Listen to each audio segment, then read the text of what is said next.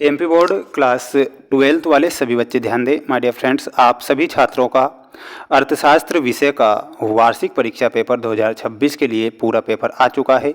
Economics पूरा paper बताऊंगा solution के साथ। प्यारे विद्यार्थियों, पेपर आपको ध्यान से देखना है।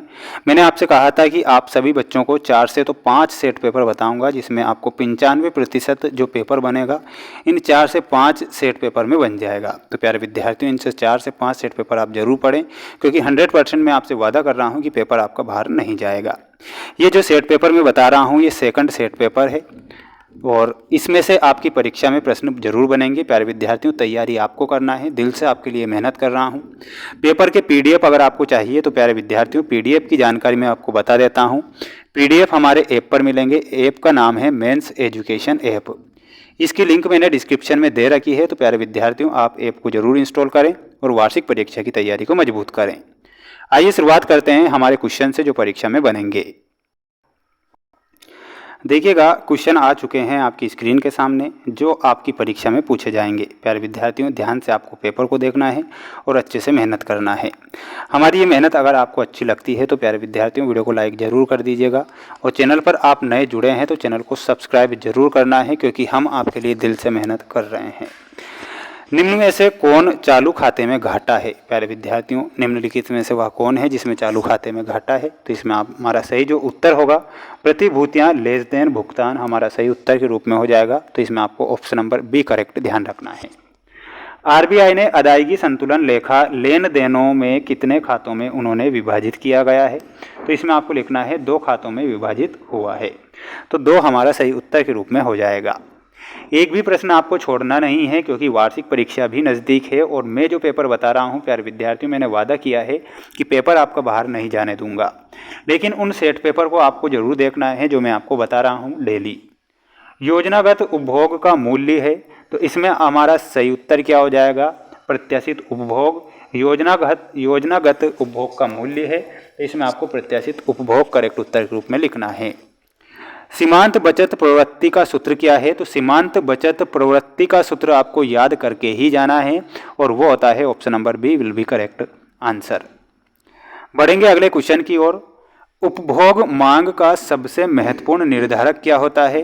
तो निबल आय उपभोग मांग का सबसे महत्वपूर्ण निर्धारक होता है। तो इसमें आपको उपभोग में निबल आय करेक्ट उत्तर के रूप में याद रखना है। निम्न में से प्रति इकाई बचत है, तो इसमें हमारा ऑप्शन नंबर फर्स्ट करेक्ट उत्तर के रूप में हो जाएगा। माय डियर फ्रेंड्स, जितने भी छात्र अगर इस वीडियो को देख रहे हैं, अगर आप सभी बच्चों का जो व्हाट्सएप ग्रुप है, तो उस व्हाट्सएप ग्रुप में भी इस पेपर को शेयर कर दीजिएगा, जिससे कि वो बच्चे भी इन प्रश्नों को पढ़ सकें और अच्छे नंबर प्राप्त कर सकें। रिक्त स्थानों की पूर्ति कीजिए में अगला प्रश्न है आपकी स्क्रीन के सामने, जिसमें पूछा गया है अनाधिमान वक्र का ढाल होता है। तो अनाधिमान वक्र का जो ढाल होता है वो किस प्रकार का होता है? इसमें आपको लिखना है वो ऋणात्मक हो जाएगा। कैसा हो जाएगा? तो इसमें आपको ऋणात्मक लिखना है। कुल उपयोगिता में परिवर्तन को क्या कहते हैं? तो उसे सीमांत उपयोगिता कहते हैं। तो हमारा सही उत्तर होगा सीमांत उपयोगिता। सीमांत उपयोगिता। उत्पादन फलन आगतों एवं निर्गत में संबंध बताता है। तो इसमें आपको निर्गत करेक्ट उत्तर के रूप में लिखना है, निर्गत सही होगा। कुल लागत बराबर क्या होता है? कुल लागत बराबर होता है औसत लागत मल्टीप्लाई मात्रा। औसत लागत मल्टीप्लाई मात्रा।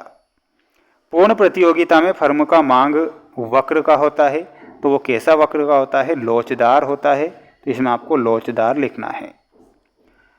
यहाँ पर 20/30 मल्टीप्लाई 800/200 निम्न समीकरण में पूर्ति की लोच कितनी होगी? तो पूर्ति की लोच हो जाएगी 2.67 विल बी करेक्ट आंसर। ठीक है, तो ये आपके रिक्त स्थान करेक्ट हो चुके हैं। पूरा पेपर देखना है। मैंने आपसे कहा है कि अगर आप पेपर को देखते हैं, पूरा पेपर ध्यान से पढ़ते हैं, तो निश्चिंत ही प्यारे विद्यार्थियों आपको टेंशन लेने की जरूरत नहीं पड़ेगी। उत्पादन की प्रति इकाई की कुल स्थिर लागत को औसत लागत कहते हैं। प्यारे विद्यार्थियों, ये हमारा असत्य होगा। जब सीमांत लागत शून्य होती है तब कुल लागत न्यूनतम होती है, ये भी असत्य हो जाएगा। पूर्ति वक्र का ढाल ऋणात्मक होता है, ये गलत लिखना है। मांग वक्र के बाईं ओर शिफ्ट होने पर वस्तु की कीमत कम होती है, ये सत्य लिखना है। सरकार द्वारा किसी वस्तु या सेवा की उच्चतम निर्धारित कीमत को कीमत तल कहा जाता है, ये सत्य लिखना है। श्रम का सीमांत संप्राप्ति उत्पाद बराबर सीमांत लागत मल्टीप्लाई श्रम का सीमांत उत्पाद, ये गलत हो जाएगा। प्यारे बच्चों, स्क्रीनशॉट ले लेना है। पेपर का पीडीएफ अगर आपको चाहिए तो पीडीएफ हमारे ऐप पर मिलेगा।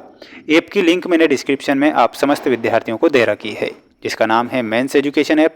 मेंस एजुकेशन ऐप को इंस्टॉल करके अपनी वार्षिक परीक्षा की तैयारी को मजबूत जरूर करें।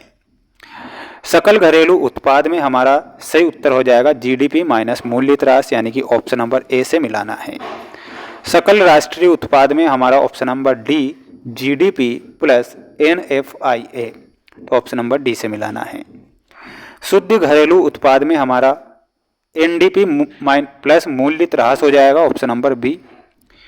निबल निवेश में आपको मिलाना रहेगा सकल निवेश माइनस मूल्यित राशि। अवमूल्यन में आपको मिलाना रहेगा मुद्रा के मूल्य में कमी।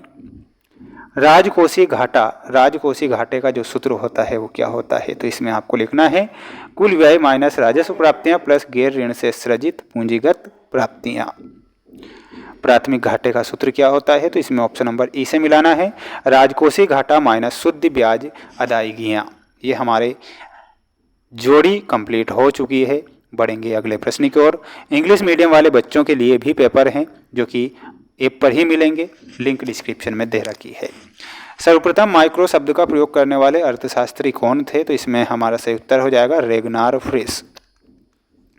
इसमें लिखना है रेगनार फ्रिस। अवसर लागत का अन्य नाम क्या है, तो स्थानांतरण आय उसे बोला जाता है, तो इसमें आपको लिखना है स्थानांतरण आय। चाय एवं कॉफ़ी किस प्रकार की वस्तुएं हैं, तो प्यारे विद्यार्थियों चाय और कॉफ़ी प्रतिस्थापन वस्तुएं हैं, तो इसमें आपको लिखना है प्रतिस्थापन। कुल उपयोगिता जब स्थिर होती है तब सीमांत उपयोगिता होगी, तो सीमांत उपयोगिता शून्य हो जाएगी। विनिमय दर का निर्धारण मुद्रा का कौन सा कार्य करता है, तो इसमें आपको लिखना है माध्यमिक कार्य।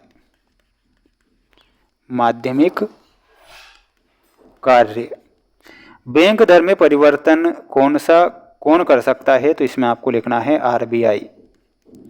राजस्व घाटे का सूत्र क्या होता है, तो इसमें आपको लिखना है कुल राजस्व माइनस कुल राजस्व प्राप्तियां। ये हमारा सही हो जाएगा। ये पूरा पेपर है प्यारे बच्चों, आप पूरा पेपर ये देख लीजिए, आपकी परीक्षा का ही पेपर है। और 101% मैंने आपसे वादा किया है कि पेपर के पीडीएफ भी उपलब्ध करवाऊंगा, साथ ही इनकी आंसर शीट उपलब्ध करवाऊंगा। लेकिन आपको पढ़ना जरूर है, पढ़िए, अच्छे से मेहनत कीजिए, क्योंकि पेपर अगर मैं बता रहा हूं तो मेहनत अब आपके हाथों में है। अब आप किस प्रकार मेहनत करते हैं वो आप पर डिपेंड करता है। प्यारे विद्यार्थियों, हमारी मेहनत अच्छी लगती है तो वीडियो को लाइक जरूर कर दीजिएगा। चैनल पर नए हैं तो चैनल को जरूर सब्सक्राइब करके रखें, क्योंकि मैं आपके लिए दिल से मेहनत करूँगा और आगे भी करता रहूँगा।